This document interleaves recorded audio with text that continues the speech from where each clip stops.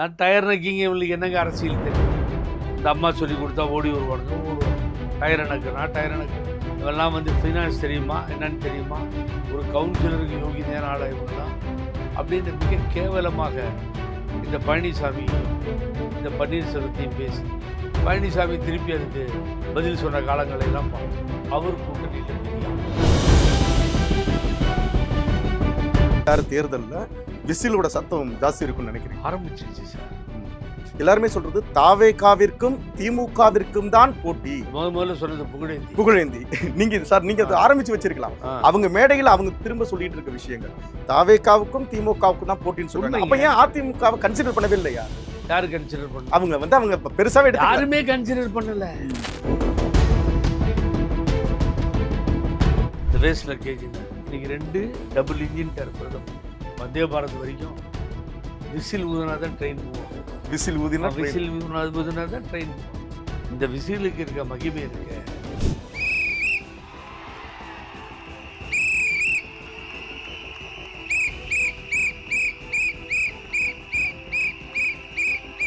பழனிசாமியை முகமூடி டெல்லியில் போய் 3 தடவை கார் மாறி முகத்தை அப்படி மறைச்சி வந்த பழனிசாமியை இனிமேல் எப்படி நீங்கள் பழனிசாமின்னு சொல்லுவீங்க? முகமூடி பழனிசாமின்னு கூப்பிடுங்கன்னு இந்த உத்தமபுத்தர், இந்த சத்தியசீலன், இந்த மாபெரும் அரசியலில் தோன்றிய அவதாரம் நீங்களும் வந்திருந்தீங்கன்னு நினைக்கிறேன். அந்த ப்ரெஸ் மீட்டில் நான் கயிறை காமிச்சேன். அந்த கயிறு இங்கே ரெடியாக இருக்குது. தூக்கு பழனிசாமியோட போகிறத விட தூக்கு மாட்டேன்னு சொன்னேன். உனக்கு கயிறு ஷார்ட்டேஜ்னா வச்சுருக்கேன், கொடுக்குறேன். இடம் மாத்திரம் நீ சொல்லு. துரோகத்தினுடைய வரலாற்றை எழுதுனா அவருக்கு தான் முதலிடம் பேசிட்டு இந்த கட்சி தூக்கப்பட்டது அதுக்கு தான் பேசிட்டு எது உங்களை மாற்றி பேச வச்சது? அந்த ஃபோட்டோ பார்க்கும்போது உங்களுக்கு எப்படி இருந்தது? அந்த மேடையில் பிரதமர் தலைமை அந்த மேடையில் 11 நடந்த மீட்டிங் மேடையில் எடப்பாடி போயிட்டு டிடிவி கிட்ட கை கொடுத்து பேசிட்டு அது பார்க்கும்போது உங்களுக்கு எப்படி இருந்தது? நச்சு பாம்பு கிரி பிள்ளை மாதிரி இருந்தது. அந்த திருக்குறளை இவன் பேச சொன்னான். அதை பேசி பீஸா பிச்சிருக்கான் பாருங்க. நேரத்திலே சுட்டிக்காட்டி அதோடு எண்ணிய இன்னியாங்கு எய்து எண்ணியார் இன்னியராப் இல்ல புரியல எண்ணியார் இன்னியராப். திருவள்ளுவர் உயிரோடு இருந்திருந்தா நான் காமிச்ச அந்த கயிறு தினகரனுக்கு, ஆனா திருவள்ளுவர் அவரே வாங்கிட்டு இருப்பார், போட்டுட்டு செத்து போயிருப்பார், இவரோடய இருக்க மாட்டார். இப்படி ஒரு மானகட்ட ஜென்மா. எண்ணியார் இன்னியராப். போலோ பாரத் மாதா கி ஜெய், அதே மாதரம் அப்படின்னு சொன்னதெல்லாம் இதை பார்த்து சிரிச்சு ஏதோ சொல்லிட்டு போயிட்டார் அவர். ப்ரோவோக் நியூஸ் தமிழ் நேயர்களுக்கு வணக்கம். நான் JK வெற்றிவேந்தன். 2026 தமிழக சட்டமன்ற தேர்தல் களம் மிகவும் சூடுபிடித்திருக்கிறது. இந்த நிலையில் நம்மோடு அதிமுகவின் ஒருங்கிணைப்பு குழு நிர்வாகி, நிறைய எல்லாரையும் ஒன்றிணைத்தணும்னு சொல்லிட்டு ரொம்ப போராடின ஒருத்தர், அதிமுகவோட மூத்த உறுப்பினர் அண்ணன் புகழேந்தி அவர்கள் நம்மோடு இருக்கிறார். அவர்கிட்ட கேட்க வேண்டியது நிறைய இருக்கு, கேட்க போறோம். வணக்கம் சார். வணக்கம். எப்படி இருக்கீங்க? உங்களுக்கு வணக்கம். உங்களது சேனலுக்கு வாழ்த்துக்கள், நன்றி. பார்க்கின்ற நேயர்களுக்கு நெஞ்சார்ந்த நன்றி. வணக்கம் சார். நன்றி சார். 2026 தேர்தல் களம் ஒரு புதுசா ஒரு கூட்டணி ஒண்ணு அமைஞ்சிருக்கு, தேசிய ஜனநாயக கூட்டணி. எப்படி பாக்குறீங்க? இந்த கூட்டணி அமைஞ்சது அப்படின்றத கேட்டீங்க. கேள்வி சரியான கேள்வி. ஒரு முன்னாள் அமைச்சராக இருந்தவர், ஸ்பீக்கராக இருந்தவர், நாளும் தெரிந்தவர், பழனிசாமியினுடைய ஊதுகுழலாக பலகாலம் பணியாற்றி இன்றைக்கி சோர்ந்து போயிருப்பவர், அருமைக்குரிய நண்பர். அவருக்கு வேறு பேர்லாம் வச்ச ஆசையாக நான் சொல்ல விரும்பலை. எல்லாத்துக்கும் சேர்த்து அவர் ஒரு பதிலை சொல்லியிருக்காரு. ராயபுரத்தினுடைய முடிசூடா மன்னன். நான் ஜெயிச்சிருப்பேங்க. ராயபுரத்துல நாளா தோக்குறாள். நான் மனம் திறந்து சொல்றேன், இதுவரை சொல்ல நீ கேள்வி கேட்டுதான் சொல்றேன். 25 வருஷம் முடிசூடா மன்னனா ராயபுரத்துல இருந்தேன். நான் தோல்வி என்பது அறியாதவனா இருந்தேன். நான் யாரால தோத்தேன்? பிஜேபியால தான் தோத்தேன். பிஜேபி இல்லைன்னா நாளா நேரம் சட்டமன்றத்துக்கு போயிருக்க வேண்டிய ஆளு. பிஜேபி இருக்கிறதுனால என் தொகுதியில ராயபுரத்துல 40,000 சிறுபான்மையின மக்கள், 40,000 ஓட்டு இஸ்லாமிய கிறிஸ்தவர்கள். எம்எல்ஏ கோபம் கிடையாது, எம்எல்ஏ கோபம் கிடையாது. அப்போவே எங்கிட்ட சொன்னாங்க, என்ன சொன்னாங்க? சார் பிஜேபி கழட்டி விட்டு நான் சொன்னேன், வேஸ்ட் லக்கேஜ் தான், வேற என்ன பண்றது? இவங்களோட ஆட்சி தாங்க எங்க ஆட்சியை போச்சு. இல்லைன்னா நான் ஜெயிச்சிருப்பேங்க. கேட்டீங்களா? Sir waste luggage. இது பிஜேபி. ராயபுரம் தொகுதியில் 25 வருஷமாக ஜெயிச்சிட்டு இருந்த முடிசூடா மன்னன். அடுத்த வாரத்தை மக்கள் 40,000 பேர் சிறுபான்மை சமுதாயத்தை சார்ந்த மக்கள் இருந்த இடத்துல பிஜேபி கூட ஏங்க கூட்டணி வச்சிங்க, பிஜேபியுடன் ஏன் கூட்டணி வச்சிங்கன்னு கேட்டப்போ தப்பு தான், வேஸ்ட் லக்கேஜின்னு சொன்னேன்னு சொல்லி தோற்றார். அவர் மகனும் தோற்றார், அவரும் தோற்றார். இதுதான் உண்மையானது. உண்மையானது ஜெயக்குமார் மனதிலிருந்து வெளியில் சொல்லிட்டார். அந்த வேஸ்ட் லக்கேஜி இன்னும் சில வேஸ்ட் லக்கேஜோடு சேர்ந்து கூட்ஸ் வண்டி இன்ஜினை இழுத்துக்கிட்டு போகுதுங்கிறத பிரதம மந்திரியே ஸ்டேஜில் சொல்லிட்டார். 2 இன்ஜின் இருக்குதுங்கிறாரு, டபுள் இன்ஜின் அப்படின்னு. எடப்பாடி அரசு பேசும்போது அதை தான் சொல்லியிருந்தார். 2 இன்ஜின், மத்தியில் பாஜக ஆட்சியும் மாநிலத்தில் அதிமுக ஆட்சியும். பிரதம மந்திரி 2 இன்ஜின்னு சொன்னார். அந்த 2 இன்ஜின் என்பது இன்றைக்கி தமிழகத்தில் ஜெயக்குமார் பேசும்போது நிலைமை வேறு, வேஸ்ட் லக்கேஜின்னு சொன்னார். இன்றைக்கி நிலைமை வேறு. அந்த 2 லக்கேஜில் இந்த வேஸ்ட் லக்கேஜின்னார், இன்றைக்கி 2 டபுள் இன்ஜின்ட்டார் பிரதம மந்திரி. பழைய கூட்ஸ் ட்ரெயினுக்கு 2 பக்கமும் இன்ஜின் வச்சுக்கோங்க. இப்பயும் சரி, வந்தே பாரத் வரைக்கும் விசில் ஊதினா தான் ட்ரெயின் மூவ் ஆகும். விசில் ஊதினா தான் ட்ரெயின் மூவ் ஆகும். அப்போ பஸ்ஸுக்கு விசில் ஊதணும், ட்ரெயினுக்கு விசில் ஊதணும், தடகளி போட்டியில் விசில் ஊதணும், போலீஸ்காரன் திருடனை பிடிக்க போனால் விசில் ஊதணும். இந்த விசிலுக்கு இருக்க மகிமை இருக்க, இந்த விசில் ஸ்டவ்வில் குக்கர் வச்சாலும் விசில் சவுண்டு வரணும். அதிகமாக வந்தால் ஸ்டவ் வேணால் வெடித்து போகும் குக்கரு. இந்த விசில் ஒன்றும் ஆகாது. விசிலாக தான் இருக்கும். அந்த ஓசை எல்லா இடத்துலையும் கேட்கும். ஆகவே விசில், இன்றைய தினம் விசில் சத்தத்தை கேட்டிங்கன்னா பாருங்கள், மீட்டிங் நடந்து முடிஞ்சது, தாவேகானுடைய மீட்டிங், ஒரே விசில் சவுண்டாக இருக்குது. ஈஸியாக மக்கள்கிட்ட போய் சேர்ந்துடுச்சது. களம் மாறியது, விசில் நிற்கிறது, திராவிட முன்னேற்ற கழகத்தை எதிர்கொள்கிறது. ஒரு ஸ்ட்ராங் கூட்டணியில் திமுக இருக்குது, இதை எதிர்கொள்கிறது. இப்படிப்பட்ட சூழ்நிலை தமிழ்நாட்டில் நிலவுவதை அறியாத தெரியாத பிரதம மந்திரி அவர் பாவம் யாரோ சொல்லி கொடுத்ததை கேட்டுட்டு அண்ணாமலையை ஒதுக்கி ஓரமாக வச்சுட்டு பேசிட்டு போகிறாரு. இங்கே ஒரு விசில் இருக்கிறதும் அதனுடைய ஸ்ட்ராங்னஸும் அவருக்கு தெரியாது. ஸோ இதுதான் இன்றைய சூழ்நிலை. திமுகவுக்கும் தாவேகாவுக்கும் போட்டியாக மாறிவிட்டது. ஆகவே இந்த சிறுபான்மை மக்கள் வாக்குகள் 40,000 போச்சு. 40% ஏடிஎம்கே 20%க்கு வந்துருச்சுன்னு சொல்லி இவர் மேதாவி பழனிசாமியே சொல்லிகிட்டு இருக்கார். இந்த 20%ல் எவ்வளோ போகுதோ எவனுக்கு தெரியும். ஏன்னு கேட்டிங்கன்னா, நீங்கள் பிஜேபி தட்டியை கையில் எடுத்துகிட்டு தானே ரோட்டில் போகணும்.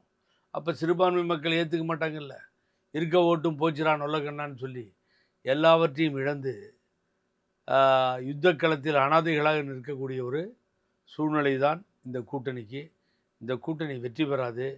ஏன்னு கேட்டிங்கன்னா, தந்தை மகனுக்காற்றும் உதவி, மகன் தந்தை காற்றும் உதவின்னு சொல்லுவோம். அது மாதிரி படிக்க வச்சு அமைச்சர் பண்ணி, எம்பியாக இல்லாமலே அமைச்சர் பண்ணி, மருத்துவராக பண்ணி, ஒரு தனக்கு அடுத்த தலைவர் இடத்துல போய் நிறுத்தி, எல்லாம் அன்புமணி ராமதாசன் ஒரு பெரியவர் நிறுவனர், அந்த கட்சியை உருவாக்கிய ஐயா ராமதாஸ் அவர்கள் உருவாக்கினா சொந்த அப்பா வயசான காலத்தில் ஏற்று நிற்கிறார். அது யாரும் செய்ய மாட்டாங்க. தந்தை சொல்மிக்க மந்திரம் இல்லை. ஆக அவர் போய் நிற்கிறார். அவர் ஏற்கனவே மத்திய அமைச்சராக இருந்து ஊழல் வழக்குகளை சந்தித்து கொண்டிருக்கின்ற அன்புமணி ராமதாஸ் அப்பப்போ ஏமாற்றி இந்த எடப்பாடி பழனிசாமிகிட்ட ராஜ்யசபா சீட்டு வாங்கிடுவார். அதோடு ரொம்ப இன்ட்ரெஸ்டிங், அதையும் போட்டு காமிக்கலாம். நான் டயர் நக்கிங்க, இவங்களுக்கு என்னங்க அரசியல் தெரியும்? அந்த அம்மா சொல்லி கொடுத்தா ஓடி ஓடுவானுங்க. டயர் நக்குவானுங்க. இவெல்லாம் ஃபைனான்ஸ் தெரியுமா, என்னன்னு தெரியுமா, ஒரு கவுன்சிலருக்கு யோகிதையான ஆளா இவங்கெல்லாம் அப்படின்னு மிக கேவலமாக இந்த பழனிசாமியையும் இந்த பன்னீர்செல்வத்தையும் பேசி, பழனிசாமி திருப்பி அதுக்கு பதில் சொன்ன காலங்களையெல்லாம் பார்த்தோம். அவர் கூட்டணியில் பெரிய ஆள். இன்னைக்கு அடுத்த கூட்டணியில் பெரிய ஆள் யார்? நேற்று வரை முகமூடி. யார் முகமூடி? பழனிசாமியை முகமூடி. டெல்லியில் போய் 3 தடவை கார் மாறி முகத்தை இப்படி மறைச்சி வந்த பழனிசாமியை இனிமேல் எப்படி நீங்கள் பழனிசாமின்னு சொல்லுவீங்க, முகமூடி பழனிசாமின்னு கூப்பிடுங்கன்னு இந்த உத்தமபுத்திரன், இந்த சத்தியசீலன், இந்த மாபெரும் அரசியலில் தோன்றிய அவதாரம் டிடிவி தினகரன் சொன்னது. ஒரு இயக்கம் தோற்றுவிக்கப்பட்டது அப்படின்னா இன்றைக்கி இவங்க அழகாக சொல்கிறாங்க, அண்ணன் வைகோ அவர்களை மறுமலர்ச்சி திராவிட முன்னேற்ற கழகத்தை. அது அரசியல் களம். அங்கே அவர் கலைஞரை எதிர்கொண்டார். கட்சியை விட்டு கலைஞர் அடிப்படை உறுப்பினர்லேருந்து எடுத்தார். ஆனால் அவர் எதிர்த்து நின்றார், கவலையே படலை. அது வேறு. அது அரசியல் ரீதியாக வெளியே வந்து போராடி நின்றதெல்லாம் வேறு. அதில் பெரிய ஜீனியஸ் எங்கன்னு கேட்டிங்கன்னா தந்தை பெரியார். தந்தை பெரியாரிடமிருந்து பேரறிஞர் அண்ணா விலகி வந்த பொழுது பேரறிஞர் அண்ணா அவர்கள் தந்தை பெரியார் தான் எங்கள் குருநாதர். என்றுமே தந்தை பெரியார் அவர்கள்தான் நாங்கள் போற்றி வணங்கக்கூடிய தலைவர். இந்த நாற்காலி காலியாகவே இருக்கும். அவர் எங்களை ஏசினாலும் பேசினாலும் என்ன சொன்னாலும் தந்தை பெரியார் தான் தலைவர். இந்த நாற்காலி காலியாக இருக்கும்.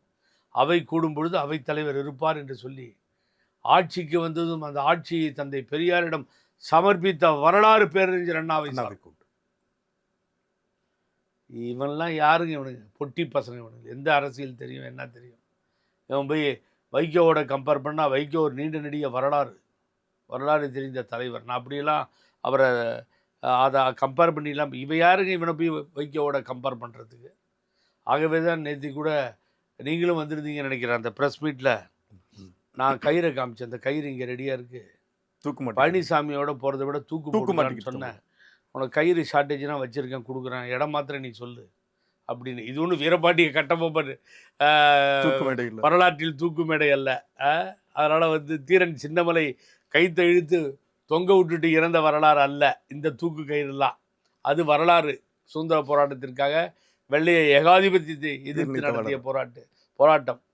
இது சுண்டக்காய். இது வந்து இதை பற்றி பேசி வெட்டித்தனமாக அதுதான் நேற்று சொன்னேன், தூக்கு போட்டுக்கோன்னேன். ஏன்னா பழனிசாமியை விட அவர்கிட்ட போகிறத விட தூக்கு போட்டுக்கிறது தான் பெஸ்ட்டு. தீய சக்தி துரோகத்தினுடைய வரலாற்றை எழுதுனா அவருக்கு தான் முதலிடம் பேசிட்டு, இந்த கட்சி தூக்கப்பட்டது அதுக்கு தான் பேசிட்டு, எது உங்களை மாற்றி பேச வச்சது? 300 கோடி வாங்கியிருக்காரு. அப்படிதான் நீங்கள் நினைக்கக்கூடாது. 300 சீன்னு சொன்னது நான் சிஏ சாக்லேட் சொல்கிறீங்க. ஓகே, மரியாதையாக சொல்லுங்க. Chocolate no crores. அதுக்கும் சி தான், இதுக்கும் சி தான்.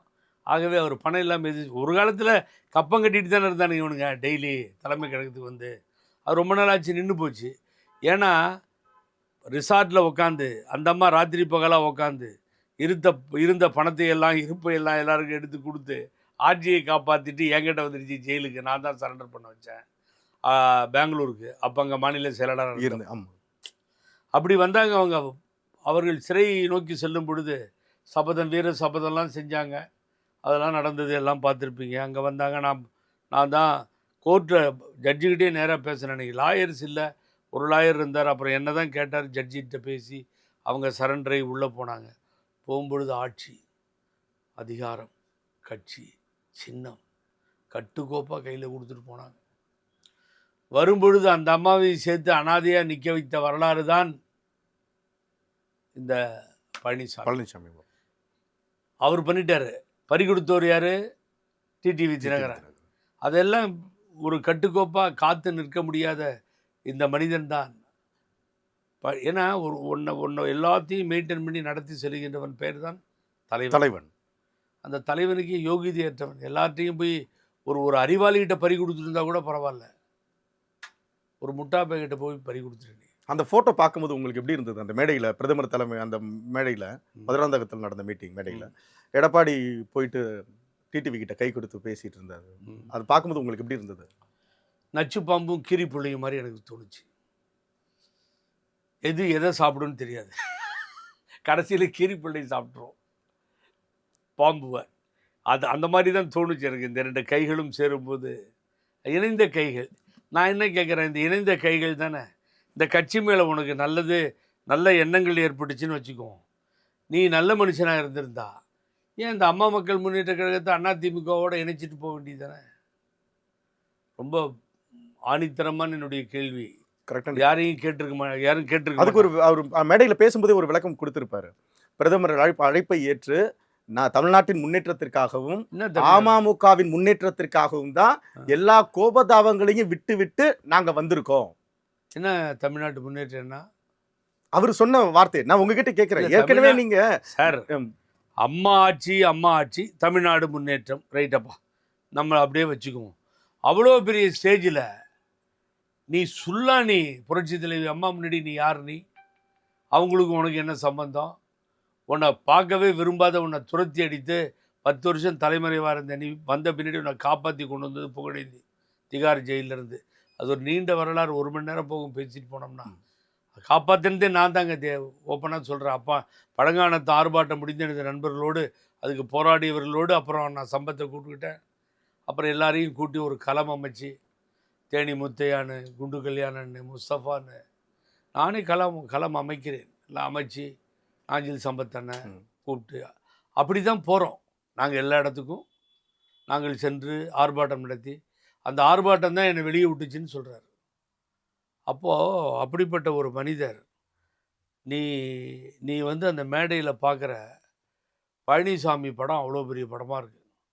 14 ஸ்டேட்டை ஆளுகின்ற மோடி, 14-15 ஸ்டேட் ஆயிடுச்சுப்போ. இந்த நாட்டினுடைய பிரதம மந்திரி, வல்லரசு நாடுகளுக்கெல்லாம் நான் தான் பெரிய பிரதம மந்திரின்னு சொல்லக்கூடியவர். ஆனால் இங்கே இந்தியாவில் நிலைமை என்னென்னா, நார்த்திலேருந்து இங்கே பிச்சை எடுக்க வரான். சோறுத்துக்கு பிச்சை எடுக்கிறதுக்கு பாட்னா எக்ஸ்பிரஸில் பார்த்தீங்கன்னா அப்படியே அந்த எக்ஸ்பிரஸ் அப்படி வரும், சுத்தமாகவும் இருக்காது. கடுமையாக வந்து உழைக்கிறான், அவன் உழைச்சி சம்பாதிக்கிறான்.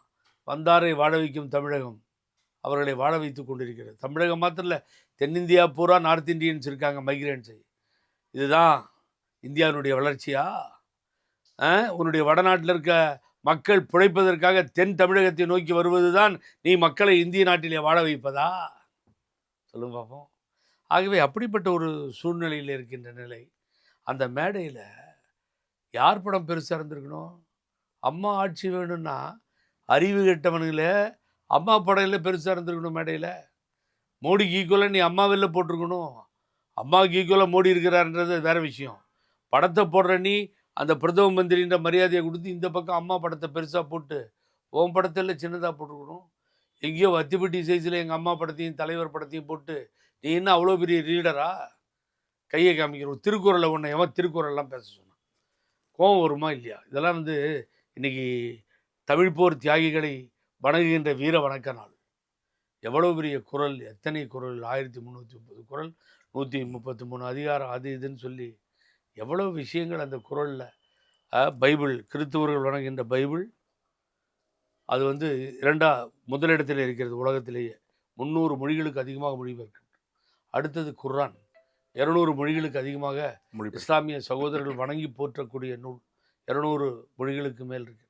அடுத்து எடுத்திங்கன்னா 80 to 100 திருக்குறள், பொதுமறையான நூல், எல்லோராலையும் ஏற்றுக்கொள்ளப்பட்ட நூல். அந்த திருக்குறளை இவன் பேச சொன்னான். அதை பேசி பீஸாக பிச்சிருக்கான் பாருங்க. திருவள்ளுவர் உயிரோடு இருந்திருந்தா நான் காமிச்ச அந்த கயிறு தினகரனுக்கு, ஆனால் திருவள்ளுவர் அவரே வாங்கிட்டு இருப்பார், போட்டுட்டு செத்து போயிருப்பார், உயிரோடே இருக்க மாட்டார். இப்படி ஒரு மானகட்ட ஜென்மம் இவனை எவன் பேச சொன்னான்? முதல்ல நீ கம்பராமாயணத்தை யார் எழுதினார்? கம்பர் முன்னாடி இருக்கார், சேக்கிடாருன்ட்ட. டாக்டர் அம்பேத்கரை தூக்கில் போட்டுட்டேன். Abraham Lincoln பேருராம அபிராமின்ட்ட. ஆம்பளைய பொம்பளையா மாத்திர சரித்திரமே ஒன்னதான் சாரும். நிர்வாகத்திறன்லையும் திறமையிலையும் அவரோட திறமையை நம்பிதான் அன்புமணி ராமதாஸ் வந்ததாவே ஒரு வார்த்தையை சொல்லியிருப்பாரு. லாஸ் ஏஞ்சல்ஸுங்க, குழந்தை பையனை கேட்டால் சொல்லுவான் எங்கே இருக்குன்னு. அந்த லாஸ் ஏஞ்சல்ஸை லாஸ்ன்ட்டா ஏஞ்சல்ஸ் வர மாட்டேங்குது. ஏஞ்சல்ஸுக்கு அவனுக்கு ஒத்துக்காது, விடுங்க. அது இப்படிப்பட்ட ஒரு முட்டாப்பையில் நீங்கள் வந்து திருக்குறளை எதுக்கு நேற்று பேச போனால்? பிரதம மந்திரியாவது மனப்பாடம் பண்ணிட்டு வந்துடுவார். இங்கே வந்தார்னா அவர் திருக்குறள் பேசுவார். இங்கே வந்தால் பாரதின்னுவார், இங்கே வந்தால் தமிழ் வாழ்கன்னுவார். டெல்லிக்கு போனார்னா சுதந்திர குடியரசு ஊர்வலத்தில் தமிழ் வண்டியே இருக்காது. அப்போ தமிழ் மறந்துடும் அவங்களுக்கு, குஜராத்தி தான் ஞாபகம் வரும். இப்படிப்பட்ட பிஜேபி கட்சி, அதோட ஒரு கூட்டணி, அந்த கூட்டணியெலாம் செல்லாது. நீங்கள் திரும்ப ஒரு விஷயத்தை மட்டும் அப்பையிலேருந்து சொல்லிட்டு இருக்கீங்க. நீங்கள் 2021 அதிமுகவிலிருந்து நீங்கள் வந்து நீக்கப்பட்ட பிறகான ஒரு நடப்பில் நீங்கள் எப்பயுமே சொல்லிட்டு இருக்கீங்க, பாஜக கூட வந்து கூட்டணி அமைக்கக்கூடாது. நீங்கள் அப்படி அமைச்சிங்கன்னா 2024 0 வேட்பாளர்களோட ஜெயிக்க மாட்டாங்கன்னு சொல்லி 0 அளவில் தான் உங்களோட வாக்கு வங்கி இருக்குன்றதை நீங்கள் சொன்னீங்க. அதே நேரத்தில் நீங்கள் ஒருங்கிணைப்பு குழு ஆரம்பித்து எல்லாரையும் ஒன்றிணைக்க முற்பட்ட பிறகான விஷயத்தில் அவர் எடப்பாடியார் வந்து அவங்களை எல்லாரையும் சேர்த்துக்கிறதுக்கு நீங்கள் பேசிட்டு இருக்கும்போது அதை பற்றி யோசிக்காம ஏன் பிஜேபி பக்கமே போயிட்டு இருந்தார்? அதுக்கு ஏதாவது உள்நோக்கம் ஏதாவது இருக்கா? அவர் எடப்பாடி வந்து பிஜேபி கிட்ட பேசிட்டு இருந்ததுக்கான விஷயங்கள் கூட்டணி பேசினார் பிஜேபி பிஜேபி கிட்ட பேசினாருன்னு சொல்ல வந்தது. இவங்க எல்லாரையும் ஒண்ணு சேர்க்கறத விட்டுட்டு கூட்டணி வைக்கிறதுக்கு முடிவு பண்ணதுக்கு காரணம் என்னவா இருக்கும்னு கேக்குறேன். எஸ்டிபிஐ மாநாடுல ஏறி நின்று பிஜேபியோட கூட்டணி இல்லைன்னு சொன்னார். பிஜேபியோட கூட்டணி வரும் நிலைமை ஏற்பட்டால் தன்னை தானே எரித்துக் கொள்ளுவேன், இந்த மொழி போராட்ட தியாகிகள் சொல்ற மாதிரி தன்னை தானே எரித்துக் கொள்ளுவேன் ஓஎஸ் மணியன் ஒருத்தர் சொன்னார். 2026 இல்லை 31லயும் கூட்டணி கிடையாது, பிஜேபியில தான் அடிஞ்சோன்னு ஜெயக்குமார் சொன்ன மாதிரி கேபி முனுசாமி சொன்னார். சொல்லாத தலைவர்கள் யார்? எல்லாரும் சொன்னாங்க. சொன்ன தலைவர்கள் நாங்கள் உயிரோட தான் இருக்கோம், பிஜேபியோட கூட்டணி வருதுன்னெலாம் பேசுறியேன்னு பத்திரிகைக்காரர்களை பார்த்து நம்ம படம் புலவர் திண்டுக்கல் சீனிவாசன் சொன்னார். எல்லாம் சொன்னாங்கல்ல, இப்படி தானே பேசுனீங்க, அங்கேயும் அப்படியே தானே ஒரே நாளில் ஆவாவோ போயிட்டோம். ஒரு 4 மணிக்கு அண்ணாமலை எடுத்துட்டு இந்த ஆள் சொல்கிறாருன்னு கூட்டு உட்கார வச்சு பார்த்துமே, அமித்ஷா அனௌன்ஸ் பண்ணிட்டார் என்டிஏ கூட்டணின்னு, வாயை பொத்திட்டுல உட்காந்துருந்த நீ சார். நேத்தி பிரதம மந்திரி சொல்றாரு சார் என்டிஏ ஆட்சி தான் அமையும்னு, ஊமக்குறவ மாதிரி உட்காந்துருக்கீங்க. ஏன் அதிமுக ஆட்சி அமையும் அம்மா ஆட்சி அமையும் சொல்லியான்னு சொல்றது? கழட்டிடுவாங்க. அங்கே நின்றுட்டு வீர முழக்கம் 210 சீட் வருவோம். எங்க ஆட்சியின் அதிகாரத்திலையும் பங்குன்றது தானே அவங்க சொல்லிட்டு போயிட்டே இருந்தாங்க. ரெட்டை இன்ஜின்னா என்ன அர்த்தம்?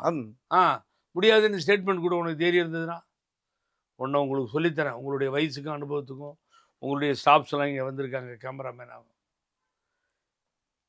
67 பேரறிஞர் பெருந்தகை அண்ணா ஆட்சி அமைத்த பின்னால் திராவிட இயக்க வரலாற்றை பல சொத்துக்களை வைத்து பணங்களை வைத்து ஆட்சி அமைக்கவில்லை. அண்ணா தன்னுடைய பேச்சாற்றலால் முத்தமிழால் அவர் பேசிய பேச்சுக்களால் தோன்றியதுதான் இந்த ஆட்சி. புரட்சி தலைவர் எம்ஜிஆர் உடனிருந்த நேரம் அவர் வாக்கு வங்கியாக இருந்தார். அப்படி தான் உருவாச்சு இந்த இயக்கம். ஆனால் அப்படிப்பட்ட இயக்கம் உருவான பின்னால் நீங்கள் பார்த்தீங்கன்னா தொடர்ந்து பார்ப்பீங்க, திராவிட முன்னேற்ற கழகம், அம்மா அடிக்கடி மைனாரிட்டி கவர்மெண்ட்டும் சொல்லுவாங்க, அதிகமாக யூஸ் பண்ணுற வார்த்தை அந்த தேசிய கட்சியோடு கூட்டணியில் பயணித்தது 5 வருடம். அதே போல் அதிமுகவும் பயணித்திருக்கிறது. இளங்கோவன் போய் கேட்கிறார், மறைந்த அன்பு அண்ணன் இளங்கோவன் காங்கிரஸ் கலைஞரிடத்தில் கேட்கிறார், மத்தியில் எங்கள் ஆதரவோடு இருக்கீங்க, மாநிலத்தில் எங்கள் ஆதரவு இருக்குது, ஒரு 2 அமைச்சராவது கொடுக்கலாம் இல்லை ஐயா அப்படின்னு. டேய், பெரியார் பேரனுக்கு என் நெஞ்சத்தில் இடம் இருக்கிறது, கலைஞர் கொடுக்கல. கலைஞர் எங்களுக்கு அரசியல் எதிரியாக இருந்திருக்கலாம், ஆனால் கலைஞர் எம்ஜிஆரை தலைவரை நீக்கியதால் தான் புரட்சி நடிகர் புரட்சி தலைவராக மாறினார். அது தவறோ சரியோ, ஆனால் கலைஞர் கொடுக்கவில்லை, இடம் கொடுக்கல. அம்மா நடக்கவே நடக்காது.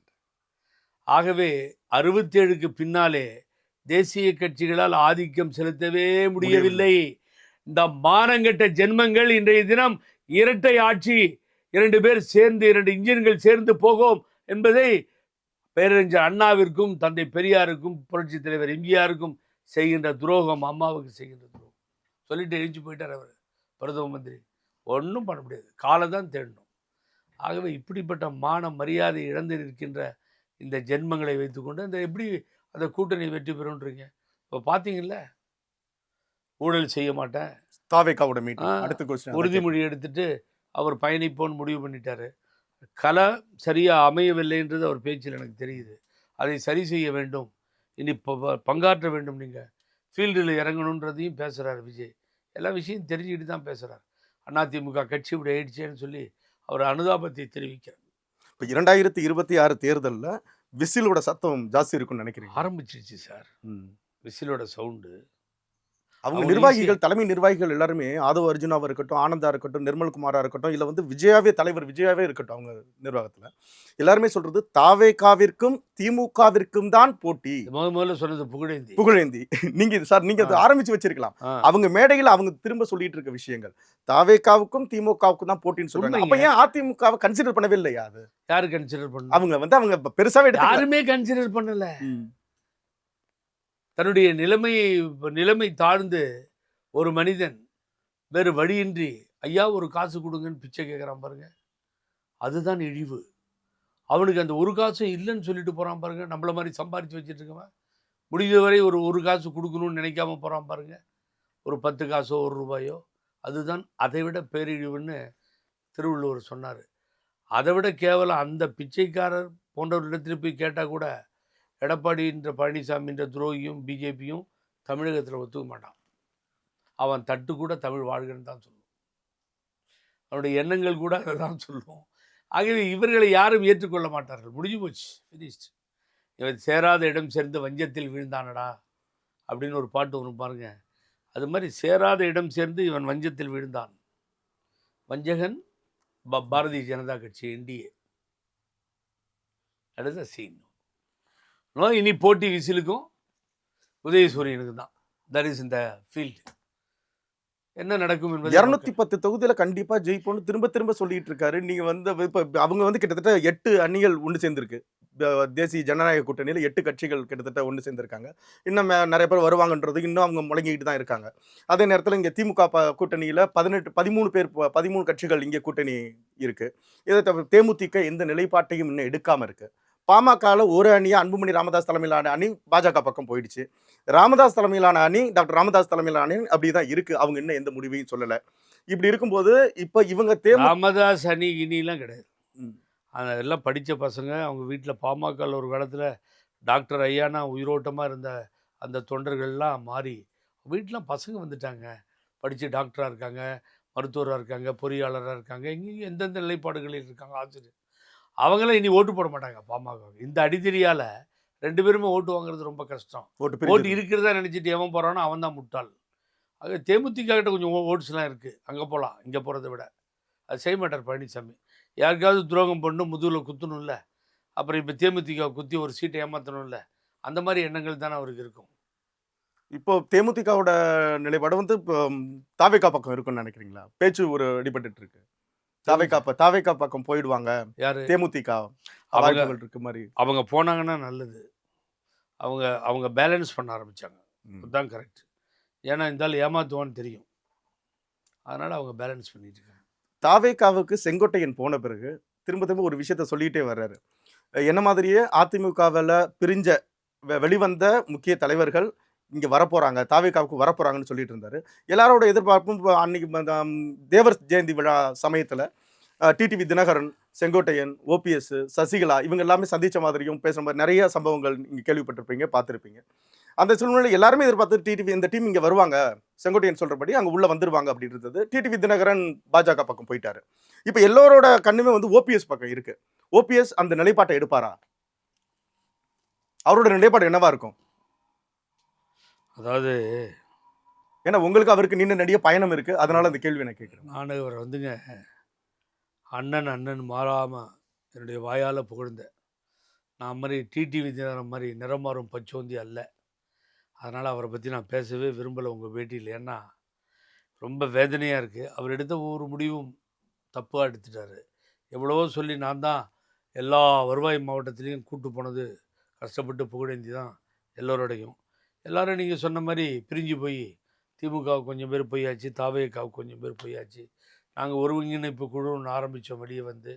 அதில் முயற்சி பண்ணி பார்த்தா முடியல. பாருங்களேன், அவங்க நம்ம சசிகலா அம்மா இப்போ சொல்கிறாங்களே, என்ன சொல்கிறாங்க இன்றைக்கி சொல்கிறாங்க பேட்டியில், கேட்கல நீங்கள்? சொல்லுங்கள் சார். ரொம்ப அழகாக சொன்னாங்க. நான் ஒருத்தி இருக்கிறத திமுக மறந்தே போச்சு, நான் ஒருத்தி இருக்கேன் தெரியுமா அப்படின்னு கேட்குறாங்க. சொந்த கட்சிக்காரனே உன்னை மறந்துட்டானே, திமுக என்ன போய் உன்னை ஞாபகம் வச்சுக்கிறது? உன் கூட இருக்கவனுக்கே உன்னை ஞாபகம் இல்லை. அது மாதிரி அவங்க அட்ரஸ் இல்லாமல் போயிட்டாங்க. இவரை பொறுத்த வரைக்கும், அண்ணனை பொறுத்த வரைக்கும் ஒரு முதலமைச்சராக இருந்தவர் 3 முறை, ஒரு கட்சியினுடைய ஒருங்கிணைப்பாளர், தலைவர். அம்மா அடுத்த இடத்த ஒருத்தர் கட்சியில் கொடுத்துருந்தா எங்கிட்டலாம் ரொம்ப அன்பாக இருப்பாங்க. அவருக்கு தான் கொடுத்தாங்க. அவர் தான் முதலமைச்சர்னாங்க. கொடுத்தது திருப்பி கொடுத்தாரு கேட்ட உடனே. அதை பாராட்டினார்கள் அம்மா. பாஸ்கர் ராவ் ஆந்திராவில் என்டிஆரை ஏமாத்தினான், என்டிஆர் விடலை. இது சரித்திரம். அது மாதிரி கொடுத்ததை திரும்ப கொடுத்த வரலாறு ஓபிஎஸ் தடுமாறி விட்டார். அவர் நினச்சிருந்தா எங்கேயோ போயிருந்துக்கலாம். ஆனால் அவர் எடுத்த முடிவுகள் எல்லாம் பக்கத்தில் இருந்த வைத்தியலிங்கம் போன்றவர்களை அவரை பால் பண்ணிட்டாங்க. சரியான ரூட்டில் கொண்டு போகல, தப்பாக சொல்லி. அமாவாசை வரும்பொழுதுலாம் வைத்தியலிங்கம் பேசுவார், நாளைக்கு நம்ம ஒருங்கிணைஞ்சிருவோம். நான் பேசி முடிச்சிட்டேன். ஒரு அமாவாசை 2 அமாவாசை 3 வருஷம் 36 அமாவாசை வந்து அந்த வேலை நடக்கலை. அப்புறம் தான் அவரை ஏமாற்றிட்டு எனக்கு அட்வைஸ் பண்ணார் வைத்தியலிங்கம். அப்படி உட்காந்து எல்லா லீடர்ஸும் பேசுகிறா. புகழேந்தி நீங்கள் இன்னும் திமுகவுக்கு போகிறீங்கன்னு சொல்கிறாங்க. இல்லை, நான் ஒன்றும் உங்கள்கிட்ட சொல்லியே. இல்லை அப்படி சொல்கிறாங்க, அங்கே போனீங்கன்னா ஒரே நாளில் போய் கதை முடிஞ்சிடும், ரொம்ப கேர்ஃபுல்லாக இருங்க, அப்படிலாம் போகக்கூடாது திமுகவுக்கு. ஏங்க நான் ஏதோ சொன்ன மாதிரி நீங்கள் ஏதோ பேசிட்டீங்க, தப்பு தப்பாக பேசாதீங்களா, சரியில்லை நீங்கள் பேசுறதுன்னு ஒரு சின்ன இது முரண்பாடு. இப்போ நான் இங்கே உங்கள் முன்னாடி உட்காந்துருக்கேன். அவர் அங்க போயிட்டாரு. காலம்தான் இப்படி தான் அவர் மிஸ்ரீடு பண்ணிட்டார். யாரை? ஓபிஎஸ் கம்ப்ளீட்டாக பண்ணிட்டார். அடுத்து அவருக்கு ஜால்ரா வந்து மனோஜ் பாண்டியன். என்ன ஆனாலும், பண்ருட்டியார் சொன்னாலும், புகழேந்தி கத்தினாலும், ஜெயசிச்சி பிரபாரன் சொன்னாலும், குப்பா கிருஷ்ணன் இதை எதிர்த்தாலும், பிஜேபி விட்டு மாத்திரம் நம்ம போயிடக்கூடாதுன்னு, பிஜேபி விட்டு விலகணும், நம்ம பெரிய பாதிப்பு ஏற்படும். சொன்னது யாரு? மனோஜ் பாண்டியன். சாரி, வைத்தியலிங்கமும். இன்னைக்கு போய் அந்த அறிவாலயம் வாசப்படியில் நின்றுட்டு பிஜேபியோட போனதால தான் பன்னீர்செல்வம் நாங்கள் இங்கே வந்தோன்றாங்க. இந்த மாதிரி அரசியல் எல்லாம் பார்த்து பார்த்து எரிச்சலாச்சு. இந்த உச்சத்துக்கு போயிட்டார். இப்போ யாரு? டிடிவி தினகரன். அந்த 300 சாக்லேட் விஷயம் ரொம்ப நாளாச்சு. அவனுக்கு இவருக்கு படிக்கட்டி ஒன்றா இருக்கும்போது படிக்கட்டினானுங்க. இப்போ படிக்கட்ட வேண்டிய அவசியம் என்ன இருக்குது?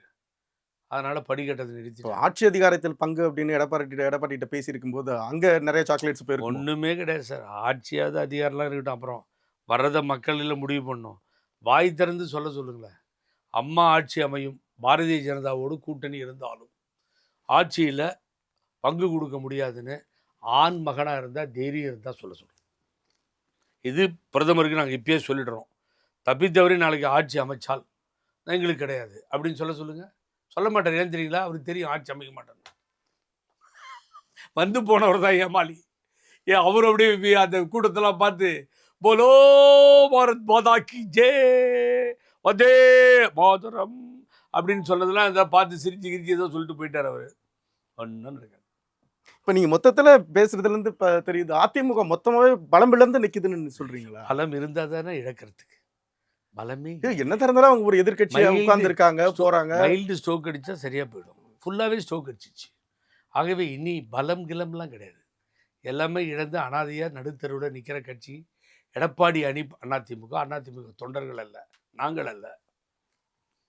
ஜனநாயகன் திரைப்படத்தோட இப்போ விசில் சத்தம் நல்லா இருக்குன்னு சொல்லிட்டீங்க. ஜனநாயகன் படத்தோட பிரச்சனை போயிட்டு இருக்கு, சென்சார் இஷ்யூஸ் போயிட்டு இருக்கு. ஏதாவது அழுத்தம் மத்திய அரசு பாஜக சைட்ல இருந்து ஒரு அழுத்தம் கொடுக்கறதுனால தான் கொடுத்துக்கிட்டு இருக்காங்க, அதனால தான் அவருக்கு சர்டிஃபிகேட் கிடைக்கல, இதெல்லாம் அவருக்கு கூட்டணிக்கு இழுத்துக்கிட்டு இருக்காங்க, கூப்பிட்டுக்கிட்டு இருக்காங்க, இவர் வரல அப்படின்ற பேச்செல்லாம் அடிப்படுது சார். நீங்கள் எப்படி பார்க்குறீங்க? ஜனநாயக நாட்டில் ஜனநாயகன் இல்லைங்க. ஜனநாயக நாடாங்க இது. நான் கேட்குறேன், நான் ஒரு படத்தை ரிலீஸ் பண்ண தொந்தரவு கொடுக்குறானுங்க பார்த்தீங்களா? எங்கேயாவது பார்த்துருக்கீங்களா? மொழி போராட்டத்திற்கு இன்னைக்கு மொழி போராட்ட தியாகிகளுக்கு வீர வணக்கங்கள் செலுத்துகிற நாள். நினைவு நடுவில் இன்னொரு படத்தை விடுறான். அந்த படத்துக்கு பேர் என்ன? கலைஞர் வசனம் எழுதி மூலக்கதை பாவலர் பாலசுந்தரம் எழுதிய பராசக்தி படம். பல பேருக்கு பாவலர் பாலசுந்தரத்தை தெரியாது. அது மூலக்கதை அவர் தான். கோர்ட் வரைக்கும் போச்சு. அந்த படம் ஒரு மொழி போராட்டத்தில் அவங்களே செத்து போனது தான் வரலாறு. அஞ்சானஞ்சன் அழகிரியிலேருந்து எல்லாரும் பெரிய வரலாறு. அந்த படத்தில் கதாநாயகனை ஒருத்தனை உருவாக்கி, ஒரு போலீஸ்காரனை ஒருத்தனை உருவாக்கி, அவனு இவனு டொப்புன்னு சுட்டுக்கிற மாதிரி படத்தில் வச்சு அந்த மொழிப்போர் ஹிஸ்டரியே மாற்றி நேரு கொடுத்த உறுதிமொழி தான் இறுதியானது. ஒரு மொழி மீது இன்னொரு மொழியை திணிக்க மாட்டோம் சொன்னது ஜவஹர்லால் நேரு. அவர் கொடுத்த உறுதிமொழி. அவருடைய புதல்வி தான் iron lady of India Indira Gandhi. அவங்கள போய் அதில் எதிரி பண்ணி தேவையில்லாமல் மேடம் தான் ஏதோ தராத மாதிரி இந்த படத்தில் காமிச்சு அந்த சினிமாவை எடுத்து வெளியே விடுறான். அவனுக்கு பிரதமர் விருந்து கொடுக்குறாரு. எவ்வளோ சினிமா நாட்டில் ரெடி செய்யிருக்கு. இந்த சினிமாவை கூட்டு வாவான்னு. ஏன்னா இந்திரா காந்தியை கிரிட்டிசைஸ் பண்ணுறாங்களாம். அம்பேத்கரை கிரிட்டிசைஸ் பண்ணாலும், மகாத்மா காந்திஜியை கிரிட்டிசைஸ் பண்ணாலும், ஆனால் அம்பேத்கரை பற்றி தப்பாக பேசினாலும், இந்திரா காந்தி ஒத்துக்கலைன்னாலும், ராகுல் காந்தி ஒத்துக்கலைன்னா அவங்கெல்லாம் இவங்களுக்கு ரொம்ப வேண்டியவங்க. ஆகவே எந்த நிலையில் இருக்க அந்த ப்ரொடியூசர் சினிமா ஹீரோன்னு பார்க்குறதில்ல. இல்லை என்ன சார் பண்ணாங்க? விஜய் செய்த ஒரு மாபெரும் அதை வேகத்தில் பண்ணிட்டார். என்ன தெரியுங்களா? தலைவர் அதை பண்ணலை. புரட்சி தலைவர் எம்ஜிஆர் ஒரே நேரத்தில் ரெண்டையும் எதிர்க்க ஆரம்பிச்சிட்டார். கொள்கை ரீதியாக கொள்கை எதிரி பிஜேபி. இவர்களை அகற்றியே தருவோன்னு திமுகவையும் ஏற்றுக்கிட்டு கால் எடுத்து ஸ்டெப் எடுத்து வைக்கும்போது நீங்கள் மத்திய அரசையும் மாநில அரசையும் ரெண்டையும் ஏற்றுக்கிறீங்க. ஆனால் 2 பேரும் தொந்தரவு கொடுப்பாங்கன்றது நீங்கள் யோசனை பண்ணியிருக்கணும். தொந்தரவு கொடுத்துட்டாங்க. ஆனால் ஒவ்வொரு நாளும் அந்த படம் வராததால் வாக்குகள் இன்க்ரீஸ் ஆகும். Publicity ஒவ்வொரு வீட்லேயும் கேன்வாஸ் நடக்குது சார். ரோட்டில் நடக்கலை, ம். தொகுதியில் நடக்கலை, வார்டில் நடக்கலை, மாவட்டத்தில் நடக்கலை, மாநிலத்தில் நடக்குது. வீட்டுக்கு வீடு கேன்வாசிங். அந்த பசங்க அப்பா அம்மா ஓட்டு போட சொல்லிட்டு இருக்காங்க விஜய்க்கு. ஒவ்வொரு ரூபா கொடுத்து 50 பைசா கொடுத்து ஒரு விசில் வாங்கிட்டான். ரொம்ப ஈஸியாக போச்சு. அதுதான் நடக்குது. நீ ஜனநாயகனை விடாத தம்பி, நீ விடாத வை, கையில் வச்சுக்கோ, எலெக்ஷன் முடிவு வரைக்கும் வை, பரவாயில்ல. அதுவே உன்னை காலி பண்ணிடுயா. ஒரு சீட்டு வர மாட்டீங்க நீங்கள். ஏன்னா ஒரு சினிமாவை நிறுத்துகிற அளவுக்கு இந்த நாடு கெட்டு போச்சா? என்ன கண்டுபிடிச்சிங்க அதில் பெருசாக நீங்கள்? ஒரு ஹிந்தி படம் வந்துடுச்சு, பேரை மறந்துட்டேன் நான். உங்களுக்கு ஞாபகம் இருக்கா என்னவோ தெரியாது. சமீபத்தில் சூப்பராக பயங்கரமாக இருக்கும் மூவி. இங்கே நடந்த அந்த அஜ்மல் வந்து சுட்டது போனது வந்ததெல்லாம் பாகிஸ்தானில் எப்படி நடந்ததுன்னு பாகிஸ்தானில் எடுத்த படம் அது. ஓகே. அந்த படம் பேரை மறந்துட்டேன். அந்த சினிமாலாம் ரிலீஸே வருது வெளியில், ஓடோடுன்னு ஓடுது. பயங்கர வெடிகுண்டு கலாச்சாரமாக இருக்கும் உள்ளார. என்ன நியாயங்க? ஒரு சினிமா சென்சார், அந்த சென்சார் நிறுத்துகிறான், கோர்ட்டு நிறுத்துது, சென்சார் ஒத்துக்க மாட்டேன்றான். எந்த படத்தையாவது இப்படி தொந்தரவு கொடுத்து நீங்கள் பார்த்துருக்கீங்களா? உலகம் சுற்றும் வலிமன் தலைவர் படத்தை நிறுத்தணும்னு பார்த்தான். படம் வெளியில் வந்தால் புடவையை கட்டிக்கிறேன்னு அந்த காலத்தில் மதுரையில் சொன்னார் முத்து. புடவை மாத்திரம் அவன் கடை வைக்கிற அளவுக்கு அனுப்பிச்சிட்டாங்க ரசிகர்கள். புடவை கடையை வைக்கிற அளவுக்கு புடவை பார்சல் போயிடுச்சு. தினகரனுக்கு தூக்கு கயிறு போகிற மாதிரி இருக்கும், அதில் போயிடுச்சு. அந்த படம் உலகம் சுற்றும் வாலிபன் ஓடோன்னு ஓடிச்சு. 350 நாள் ஓடின படம் அது. நினச்சி பாருங்கள். வரும் ஆப்படிக்கிறதுக்கு வருது. ஜனநாயகம் வரும், ஜனநாயகம் தழைக்கும். ஆகவே அந்த போராட்டத்திலே அவர் வெற்றி பெறுவார், அதில் எனக்கு நம்பிக்கை. இந்த ஜனநாயகம் திரைப்பட இந்த விவகாரத்திலேயே திமுக சார்பாக வந்து ரொம்ப லேட்டாக தான் ஒரு ரியாக்ஷனே இருக்கிற மாதிரி இருந்துச்சு. இன்னைக்கு விஜய் பேசும்போது கூட ஒரு வார்த்தையை மென்ஷன் பண்ணார். டைரெக்டாக அதிமுக, அதாவது என்ன சொன்னால் ஊழல் ஆட்சி, அந்த அவங்க வந்து டைரெக்டாக சரண்டர் ஆகிட்டாங்க, இவங்க இன்டைரக்டாக சரண்டர் ஆகிருக்காங்க அப்படிங்கிற மாதிரி ஒரு வார்த்தையை மென்ஷன் பண்ணியிருந்தார். அது என்ன? இல்லை, எனக்கு ஜனநாயகனை பொறுத்த வரைக்கும் நான் கூட ஒரு நாள் சொன்னேன், பூரா ஆர்ப்பாட்டம் நடத்திருக்கணும் தமிழ்நாடு பூரா. சினிமா படத்தை நிறுத்துகிறார்கள், ஜனநாயகம் இல்லை, மர்டர் ஆஃப் டெமோக்ரஸி அப்படின்னு டெமான்ஸ்ட்ரேஷன் பண்ணியிருக்கணும், போராட்டம் பண்ணியிருக்கணும். சினிமானதை நீங்கள் நினைக்காதீங்க. சினிமாவிலிருந்து வந்தது தான் சார் இந்த தமிழ்நாடு அரசியல் வரலாறு. கலைஞர் இங்கிருந்து வந்தார், மந்திரி குமாரியில் கலைஞரும் தலைவரும். வசனம் பராசக்திகார் திரைக்கதை சொல்லுங்க பார்ப்போம். அங்கேயே கதாநாயகர் நம்பர் 1 எம்ஜிஆர், தமிழ்நாட்டினுடைய முதலமைச்சர். அம்மா கதாநாயகி நம்பர் 1, இங்கே முதலமைச்சர், தமிழ்நாட்டில் முதலமைச்சர். விஜயகாந்த் கேப்டன், சினிமாவிலேருந்து வந்தவர் தான் அவர். இதுதானே அப்படியே வந்துக்கிட்டு இருக்கு. அப்புறம் விஜயை பார்த்தா மாத்திரம் ஏன் வயிறு எறியணும், ஏன் வாழ்த்துங்களை வரட்டும்னு சொல்லிட்டு? சார், இந்த பாரதிய ஜனதா கட்சி தானே விஜய் எதிரின்னு, கொள்கை எதிரின்னு சொல்கிறாரு. திராவிட முன்னேற்ற கழகமும் அன்புக்குரிய தலைவர் மாண்பு முதல்வர் ஸ்டாலினும் அதை தானே சொல்கிறாரு. அப்புறம் நீங்கள் சொல்லும்போது கரெக்டாக, அவர் சொல்லும்போது எதிரியா? அவர் ஊழல்வாதியா? இல்லை. வேறு ஏதாவது கொடுமைகளை பண்ணியிருக்காரா? இல்லை. நம்ம சொல்கிறோம், அவரும் அதை தான் சொல்கிறாரு. ஏன் ரசிங்க? இன்றைய பேச்சிலேயே அவர் சொல்லியிருக்காரு, நான் ஊழல் செய்ய மாட்டேன், ஊழல் எனக்கு தேவையும் இல்லை, ஊழல் செய்யவே மாட்டேன்ற ஒரு பிரமாணமும் கொடுத்துருக்காரு. இப்போ நடக்க போகிறது ஜனநாயக போர். இந்த போர்லாம் நம்ம வந்து எல்லாம் ஒற்றுமையாக இருக்கணுன்ற வார்த்தையும் அவர் திரும்ப திரும்ப மென்ஷன் பண்ணிட்டு இருக்காரு. இப்போ இருக்க இந்த அடித்தளம் வெரி இம்பார்ட்டன்ட். அடித்தளம் என்பது வார்டு வாய்ஸா, கிளை, பேரூராட்சி, நகராட்சி, இப்படிலாம் எக்கச்சக்கமாக இருக்குது. அந்த அடித்தளத்தை அவர் அமைத்து கொண்டால் அதுதான் வரலாறு படைக்கும். ஆகவே நீங்கள் மேலோட்டமாக இந்த பகுதியில் யாருங்க தலைவர் அப்படின்னா அப்படி பார்த்து தெரியலையே, மாவட்ட செயலாளர் யார் தெரியலையே, அது இருக்கக்கூடாது. அவர்களும் வளர வேண்டும், ஆளும் வளரணும், அறிவும் வளரணும். அதுதான்டா வளர்ச்சி. அதுவே உன்னை ஈண்டெடுத்தவருக்கு நீ தரும் மகிழ்ச்சி. நரம்போடு பின்னி வளரணும், தன்மான உணர்ச்சின்னு சொன்னான். அதெல்லாம் வேணும். ஆகவே அவர் இன்றைக்கி தான் அதை ஸ்ட்ராங்காக சொல்லியிருக்கார், புரிஞ்சுக்கிட்டார். அவர் யாரும் தடுக்க முடியாது, நல்லா வளரணும், ஒருத்தர் தடுக்காதீங்கன்னு. ஆகவே அப்படிப்பட்ட நிலைமையை அவர் எதிர்கொண்டு மேலும் வளர்த்து வர வேண்டும். அது இப்போ இருக்க களத்தில் இருக்கிறது திமுக தவிர்க்க தான், ஒன்று மாற்றுக்கிறது. இறுதியாக நான் உங்கள்கிட்ட கேட்குறேன்னு நினைக்கிறேன். ஆமாம், கேள்வி தான், நீங்கள் சொன்ன மாதிரி தான். இப்போ களத்தில் இருக்கிறது திமுகவும் தாவேக்காவும் மட்டும்தான். இப்போது என்ன மெஜாரிட்டிஸ் கிடைக்கும்னு பார்க்குறேன்? யார் மெஜாரிட்டி இங்கே ஃபார்ம் பண்ண முடியும்? உங்களோட இவ்வளோ அனுபவத்தில், அரசியல் அனுபவத்தில் ஒரு சின்ன கருத்து கணிப்பு. என்னுடைய அரசியல் அனுபவத்தில் அவங்க தைரியமாக இருக்காங்க திமுக. ஏன்னா கட்டமைப்போடு இருக்காங்க. இன்றைக்கி அண்ணன் திருமாவளவன் இருக்கார் அப்படின்னு சொன்னால் டிசைடட் ஃபேக்டராக இருக்கார். அவர் நல்ல வாக்கு வங்கியை வச்சுருக்கார், ஸ்ட்ராங்காக இருக்கார். போராட்டத்திலாம் எழுச்சி கூட்டம் வருது. அதுபோல் காங்கிரஸ் பக்கத்தில் இருக்கிறது. காங்கிரஸ்லாம் ஒன்றும் பண்ண முடியாது, ஆட்சியில் அதிகாரத்தில் பங்கு கேட்க முடியாது. இந்தியா கூட்டணி தான் இம்பார்ட்டன்ட். இந்த புட்டகோசிலாம் கத்தி புரோஜனம் இல்லை, காலங்காலமாக கத்தி பார்த்துட்டாங்க. அவன் நம்ம அன்பு சகோதரர் செல்வ பிறந்தகை கூட அப்படி ஒரு ஆசைப்படுறாரு. அது நடக்காத, சென்ட்ரலில் தான் பார்ப்பாங்க அவங்க. அது அப்புறம் கம்யூனிஸ்ட் இருக்குது, வைகோ அண்ணன் இருக்கார், இப்படி முஸ்லீம் லீக் இருக்குது. ஆகவே அந்த கொங்குல இருந்தும் கொங்கு அமைப்புகள் இருக்காரு. இப்படி அவர் ஒரு கட்டமைப்பை சரியாக வச்சுருக்காங்க. ஆகவே ஸ்ட்ராங்காக இருக்காங்க. இங்கே வாக்குகளை நம்பி விஜய் இருக்கிறார். வீடு வீடு கட்டமைப்பு வாக்குகள் தான் முக்கியமானது. மக்கள் தீர்ப்பு மகேசன் தீர்ப்புன்னு சொல்லுவாங்க. இது இரண்டும் மோதி கொள்கின்ற காட்சியை தான் நாம் பார்க்கிறோம். எந்த முடிவாக இருந்தாலும் எனது தாய் வாக்கு வங்கிக்கு போய் ஓட்டு போட்டு வெளியில் வராங்க. அப்போ நிருபர்கள் கேட்குறாங்க போயஸ் தோட்டத்தில், அம்மா ஜெயிச்சிருவீங்களா, மறுபடியும் முதலமைச்சர் எடுங்க, இப்போ தானே ஓட்டு போட்டிருக்கோம், 2 நாள் கழிச்சு என்ன போகிறாங்க, கொஞ்சம் பொறுமையாக தான் இருங்களேன்றாங்க. அது மாதிரி கொஞ்சம் பொறுமையாக இருங்க, வேடிக்கை பார்ப்போம். ரொம்ப சந்தோஷம் சார். மிக்க நன்றி.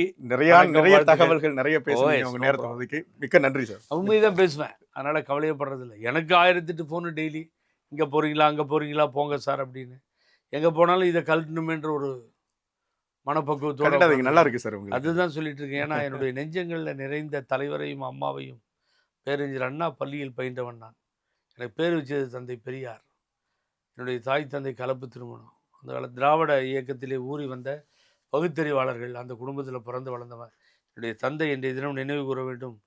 கள்ளக்குறிச்சி வாசுன்னு, கள்ளக்குறிச்சி தான் சொந்த ஊர். 6 முறை மொழி போராட்டத்திற்கு சிறைக்கு சென்றவர்.